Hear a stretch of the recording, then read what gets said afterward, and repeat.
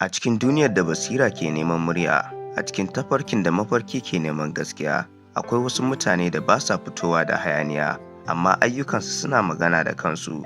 Wannan shine labarin Abba Al-Mustapha. Abba Al-Mustapha ba kawai suna bane a jerin jaruman Kannywood, alamar jajircewa ce, misalin haƙuri da madubi na jarumtar da ke fitowa daga zuciya mai tsafta. Tun daga matakan farko na rayuwarsa, ya fahimci cewa nasara ba ta zuwa da gaggawa, amma tana zuwa ga wanda ya san darajar lokaci kuma ya girmama sana'ar da ya runguma.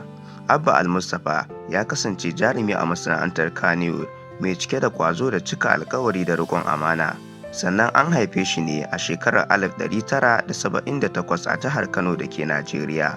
Dan siyasa ne kuma na mutum gwamnan Kano Abba Kabir Yusuf, wanda hakan ne yasa ake kiran shi da Abba na Abba. A Kannywood, inda kowa ke gwagwarmaya don haskakawa, Abba Al-Mustapha ya zaɓi hanya guda, hanyar gaskiya a fage da ladabi a zahiri. Baya taka rawa don kawai a ganshi, yana rayuwa da rawar da ya taka, yana ba kowane hali rai, har mai kallo ya manta da jarumi, ya ga labari kai tsaye. Mutunci shine rigarsa, ladabi shine takobinsa, haƙuri kuma shine garkuwarsa. Wannan dalili ne yasa abokan aiki ke girmama shi, masoya ke ƙaunarsa, kuma masana'antar ke kallonsa a matsayin ginshiki mai ƙarfi. Ba kowane jarumi ne ke iya raba rayuwar fim da ta gaskiya ba, amma Abba Al-Mustapha ya nuna cewa nasara ta gaskiya ita ce wadda ba ta canza ka, sai dai ta ƙara maka kima. A kowane mataki da ya taka, yana ɗauke da sunan Kannywood a zuciya, yana wakiltar al'adu, kuma yana tunatar da duniya cewa Hausa fim ba nishaɗi kaɗai ba ne, saƙo ne, tarihi ne, darasi ne. Ga wasu kaɗan daga cikin fitattun fina-finansa: Mansur, Ruda, Ƙamshi, Dausayi, Haƙƙi, Hamdala, Jarumai, Taken Lamba, Sakaci, Gabas, Mazan Fama, Diaries Away, Taƙaddama, Guguwa, Binta Siga, Hauwa Kulu, Dokin Ƙarfe, Wutar Kara, Girma, Ruhin Jikina, Feshi, A Duniya, Uku so uku, da dai sauransu.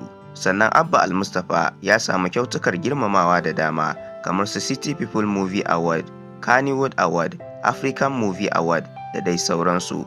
Sannan kuma an karrama shi a ɓangare da dama, kamar su Best Actor of the Year, Best Producer, Best Director of the Year, Best Kannywood Friendly Award, da dai sauransu. Sannan ɗaukakarsa ta fara ne tun bayan fitowarsa a wani fim nasa mai suna Ruda da Al-Mustapha. Sannan jarumin ya fara fim ne a shekarar 2002 bayan kammala makarantarsa na matakin diploma. A yau muna kallon Abba Al-Mustapha ba kawai a matsayin jarumi ba, amma a matsayin misali ga matasa. A cewarsa, da jajircewa da kamun kai, mafarki na iya zama gaskiya. Wannan shine Abba Al-Mustapha, murya mara hayaniya, amma tasiri mai zurfi, jarumi a fage, mutum nagari a rayuwa, kuma ginshiki mai daraja a masana'antar Kannywood. Sunana Abba Hassan, aka Talent AB. Ku ci gaba da kasancewa da Nigerian Update da Abba Hassan TV.